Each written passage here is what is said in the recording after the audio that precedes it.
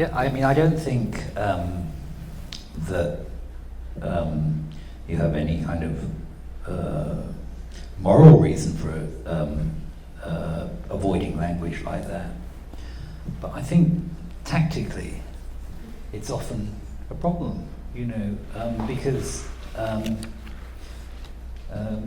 conversation is even about the most brutal things in this country, and there's a fair degree of hypocrisy in this. Americans especially, will always address you as Mr. before they drop a bomb down your chimney and kill all your children. That's just how discourse occurs in the United States. But if you step outside of that, and if you are just very blunt in your language, then it's very difficult for you to enter into the arena of respectable discussion. And I think often that's because of the content of what you're saying, not the way that you're saying it. But it certainly doesn't make it any easier being your publisher when you're putting things in that very blunt way. I think it probably pleases the people who, your fans, and I think in a perverse way, it probably excites the people who are your enemies. I would say that Alan Dershowitz, it seems to me, gets off on, responding to the kind of language that you've used about him. But there's a big middle slew of people who, I think, kind of that sort of language means that they actually they don't get to your ideas, which is a shame, I think, sometimes. Well, you've said many things, and I'm going to try to address them.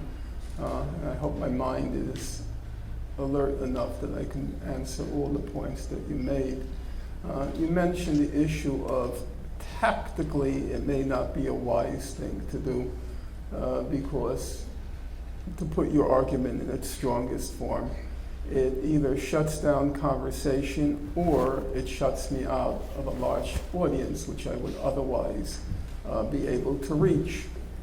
So let me try to address those questions. Number one, it depends on what tactically you're out to achieve. My concern is, first and foremost, whenever I write anything, is to tell the truth. That's my first goal. If you want me to somehow prune the truth or water down the truth, it's not what I'm about, and I don't want to do it. My first goal is to tell the truth. Now, is telling the truth tactically self-defeating because it shuts down conversation, shuts you out of the discussion? I don't think that's just not been my experience. I grew up, I remember when I was first involved in the Israel-Palestine conflict, to take that example first, or even before the Israel-Palestine conflict. I remember the biggest impact on me by a wide margin was Noam Chomsky. And the reason Chomsky had such a huge impact on me and has had such a huge impact internationally is because he doesn't pull punches. He calls liars, liars, hypocrites, hypocrites, and so on and so forth. The idea, you may be correct in saying that I lose some audience because of the language I use and my pugnaciousness and belligerence. That's true. But there's another side to the coin, Colin. I gain a huge audience. I gain a huge audience of young people in particular who are eager to hear a non-pragmatic truth.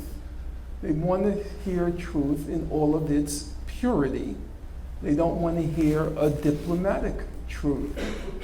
And I would never have reached that audience were it not for the fact that I do